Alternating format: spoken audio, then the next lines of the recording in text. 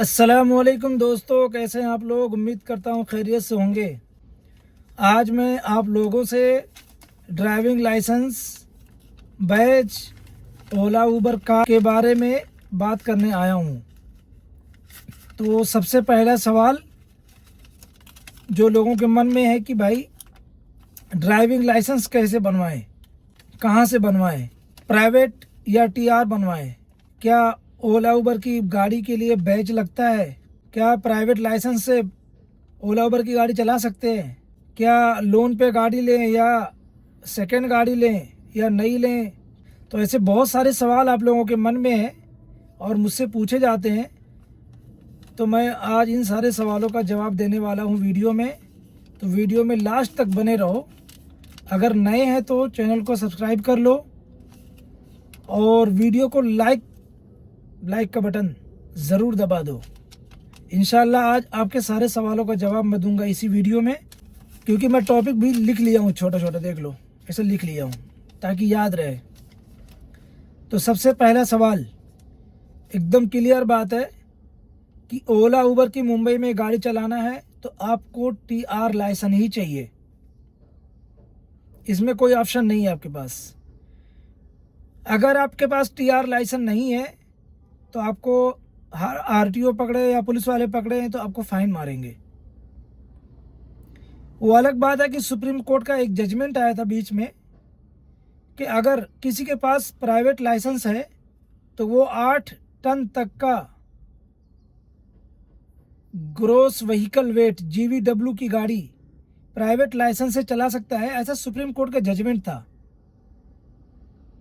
लेकिन महाराष्ट्र गवर्नमेंट ने उस जजमेंट को आने के बाद में ये कंडीशन लगा दिया कि ठीक है, आप प्राइवेट लाइसेंस से गाड़ी चला सकते हैं, लेकिन आपको बैच बनाना ज़रूरी है। तो इसलिए मैं कह रहा हूं कि प्राइवेट लाइसेंस पे आप गाड़ी बिल्कुल ना चलाएं। उससे एक और दिक्कत होगी कि एक तो पुलिस वाले पकड़ेंगे, आपको परेशान करेंगे। दूसरी बात यह है कि आपका क्लेम गाड़ी का पास नहीं हो सकता। कोई भी गाड़ी चला रहे हो आप, अगर टीआर लाइसेंस नहीं है आपकी गाड़ी का क्लेम पास नहीं होगा। जो ओला उबर वाले हैं या टेम्पू चलाने वाले हैं, पिकअप हो, 407 हो, ये जितनी भी एलसीवी गाड़ियां हैं, प्राइवेट और टीआर गाड़ियां हैं, टीआर लाइसेंस ही लगेगा उसके लिए। नंबर 2, ओला उबर की गाड़ी चलाने के लिए आपको बैच भी ज़रूरी है। अगर कोई आरटीओ ने पकड़ लिया तो आपको 5,000 का फाइन पहली बार मारेगा और दूसरी बार पकड़ेगा तो 10,000 या 15,000 मारेगा। तो भाई आपको टीआर लाइसेंस भी चाहिए और बैच भी चाहिए। अब दूसरा सवाल कि लाइसेंस कहाँ से बनवाएं। तो लाइसेंस आपको ड्राइविंग स्कूल के एजेंट की ऑफिस में जा करके बनवाना चाहिए। आरटीओ के बाहर जो दलाल बैठे रहते हैं, जो एजेंट बैठे रहते हैं, उनसे कभी भी आपको ड्राइविंग लाइसेंस नहीं बनवाना चाहिए, क्योंकि उनका कोई ठिकाना नहीं होता है। आप दोबारा कांटेक्ट नहीं कर पाएंगे उनसे अगर वो चले गए इधर उधर। और जो ड्राइविंग स्कूल वाले होते हैं उनका रजिस्ट्रेशन होता है, उनके पास गाड़ियाँ होती हैं, उनका स्टाफ होता है। आप जिस दिन चाहेंगे उनसे कांटेक्ट कर सकते हैं। 2 हो गया। तीसरा सवाल कि ड्राइविंग लाइसेंस के लिए डॉक्यूमेंट्स क्या क्या लगता है। ड्राइविंग लाइसेंस के लिए आपका आधार कार्ड, पैन कार्ड और कोई भी एक एड्रेस प्रूफ, जैसे पासपोर्ट, लाइट बिल और इसी तरीके से बैंक अकाउंट या पोस्टपेड सिम कार्ड या इसी तरीके का कोई भी एक एड्रेस प्रूफ आप दे सकते हो। अगर आप महाराष्ट्र के बाहर के हैं और यहाँ का सिर्फ आधार कार्ड है तो तभी भी आपका लाइसेंस बन जाएगा, बहुत ही कम पैसे में बन जाएगा। वो कैसे बनेगा? अगर आपका आधार कार्ड मुंबई का है, उसके अलावा आपके पास कोई डॉक्यूमेंट्स नहीं है एड्रेस प्रूफ में, लेकिन आपके आधार कार्ड पे मुंबई का एड्रेस है, तो आपका पैन कार्ड, आधार कार्ड, ये 2 डॉक्यूमेंट्स हो गया। तीसरा डॉक्यूमेंट्स ऐसे बनेगा कि आप अपने आधार कार्ड के बिहाफ पे एक पोस्टपेड सिम कार्ड ले लो, जियो का, वोडाफोन, एयरटेल, आइडिया, किसी भी कंपनी का ले लो आप, एमटीएनएल, बीएसएनएल, किसी भी कंपनी का। उसके बाद जब उसका 1 महीने के बाद बिल आएगा तो वो बिल एक एड्रेस प्रूफ के तौर पे आप यूज़ कर सकते हो आरटीओ के अंदर। दूसरा ऑप्शन ये है कि अगर आपका आधार कार्ड भी यहाँ का नहीं है तो आप अपने घर का जो एग्रीमेंट है, जो रेंट एग्रीमेंट है, उसके बिहाफ पे अपने आधार कार्ड का एड्रेस चेंज कर लो। उसके बाद फिर पोस्टपेड सिम कार्ड ले लो, तभी भी आपका लाइसेंस बन जाएगा और टीआर लाइसेंस बनेगा। नंबर 4, आपके ड्राइविंग लाइसेंस की फ़ीस कितनी है? तो ड्राइविंग लाइसेंस की फ़ीस भाई 4,500 रुपया है, सिर्फ 4,500। उसके बाद ड्राइविंग लाइसेंस आपने बना लिया, टीआर बना लिया आपने, उसकी वैलिडिटी अब 5 साल की आती है। पहले 3 साल आती थी, अब 5 साल आती है। मुझे लगता है कि मैंने ड्राइविंग लाइसेंस के बारे में आपके सारे सवालों का जवाब दे दिया। और एक और चीज़, आप जब ड्राइविंग लाइसेंस बनवाने जाओगे टीआर, तो अपना ब्लड ग्रुप चेक कर लेना। इंजेक्शन लगवा करके वो लोग चेक करते हैं, 50 रुपये लेते हैं। तो आपका ब्लड ग्रुप क्या है, बी है, ए है, क्या है, वो सब चेक कर लेना। उसकी एक रिपोर्ट रहती है, बता देना, वो लोग वही ड्राइविंग लाइसेंस पे आपके डाल देंगे। उसके बाद आपको अगर बैच बनाना है तो भाई बैच बनाना बहुत मुश्किल है। लीगल तरीके से जो लोग बनाते हैं ना, उसकी कंडीशन बहुत ज़्यादा है। सबसे पहले बैच बनाने के लिए जो डॉक्यूमेंट्स है ना, वो डॉक्यूमेंट्स लगता है रहवासी दाखला। एक रहवासी दाखला एक सर्टिफिकेट है। जो आदमी महाराष्ट्र के बाहर का है, अगर मुंबई में रह रहा है, तो 15 साल का यहाँ का रिकॉर्ड दिखाना पड़ेगा, यानी 15 साल की लाइट बिल दिखाना पड़ेगा, तब जाकर के आपका रहवासी दाखला बनेगा। बैच के लिए रहवासी दाखला होना चाहिए, महाराष्ट्र में पढ़ा हुआ होना चाहिए, यहाँ की स्कूल की एलसी होना चाहिए, सर्टिफिकेट होना चाहिए, और मराठी लिखना और पढ़ना और बोलना आना चाहिए, तब आपका बैच बनेगा। और बैच बनाने की फ़ीस भी बता देता हूँ आपको, 2,500 रुपया है, सिर्फ 2,500। और बैच बनाने के लिए एक और डॉक्यूमेंट्स लगता है, जिसको कहते हैं पीसीसी, पुलिस क्लियरेंस सर्टिफिकेट।